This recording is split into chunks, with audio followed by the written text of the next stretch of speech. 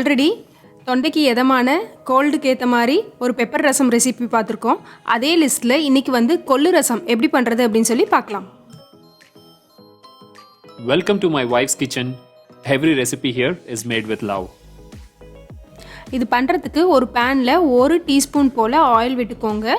அதில் ஒரு 1/2 table spoon போல் கொள்ளு, 1 டீஸ்பூன் போல் ஜீரகம், ஒரே ஒரு சின்ன வெங்காயம், 2 வரமிளகாய், கொஞ்சமாக கருவேப்பிலை, தேவையான அளவுக்கு பூண்டு, ஒரு 4 பல்லு போல் நான் ஆட் பண்ணியிருக்கேன்.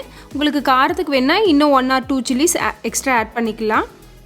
கூடவே 1/2 டேபிள் ஸ்பூன் போல் வர கொத்தமல்லியும் ஆட் பண்ணிக்கோங்க. எல்லாத்தையும் சேர்த்து லைட்டாக ப்ரௌன் கலர் ஆகிற வரலும் இந்த மாதிரி வறுத்து எடுத்துக்கலாம்.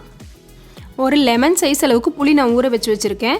இதிலேருந்து நல்லா ஜூஸ் கரைச்சி நம்ம எடுத்து வச்சுக்கலாம். இப்போது நம்ம வறுத்து எடுத்த இந்த கொள்ளு எல்லாத்தையும் மிக்ஸி இருந்ததுன்னா மிக்சியில் அரைச்சிக்கோங்க, இல்லை அப்படின்னா முடிஞ்ச அளவுக்கு அம்மியில் தட்டிக்கோங்க. அப்போ தான் அதோடய வாசம் நல்லாயிருக்கும். தேவையான அளவுக்கு தண்ணி வேணால் ஆட் பண்ணிக்கோங்க. ஆட் பண்ணி நல்ல மைய பேஸ்ட் மாதிரி அரைச்சி எடுத்துக்கோங்க. மிக்சியில் அரைக்கும்போது சூடாகும் மிக்ஸி ஜாரு, ஸோ அதனால் அதோடய டேஸ்ட் மாறிடும்.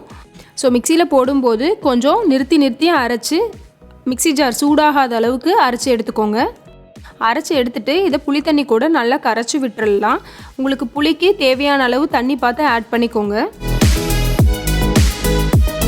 இப்போ நம்மளோட ரசம் மிக்ஸ் வந்து ரெடி ஆகிடுச்சு. இப்போ தாளிப்பு போட்டுடலாம். கொஞ்சமாக ஒரு பேனில் ஆயில், கடுகு பொரிஞ்சதுக்கப்புறமா பெருங்காயம் கொஞ்சமாக ஆட் பண்ணிக்கோங்க.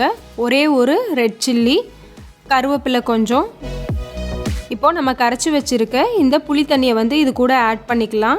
ஆட் பண்ணி நல்லா ஒரே ஒரு கொதி வர அளவுக்கு மட்டும் கொதித்து எடுத்தால் போதும். கூடவே தேவையான அளவுக்கு உப்பு ஆட் பண்ணிக்கோங்க.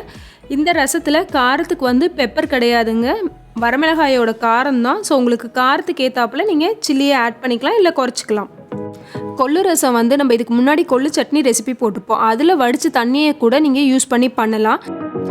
இதே மெத்தடில் வறுக்கும்போது கொள்ளை மட்டும் தவிர்த்துட்டு அப்படியே மீதி எல்லாத்தையும் வறுத்து அரைச்சி அந்த தண்ணியும் கூட புளி தண்ணியும் ஆட் பண்ணி ரசம் பண்ணலாம். அதுவும் சூப்பராக இருக்கும். இப்போது இந்த நம்ம ரசம் ரெடி ஆகிடுச்சு. இது கூட கொத்தமல்லி தழை போட்டு இறக்குனா நம்மளோட சூப்பரான கொள்ளு ரசம் ரெடி ஆகிடும். இது சுடுசாதத்து கூட சாப்பிடும்போது ரொம்பவே நல்லாயிருக்கும்.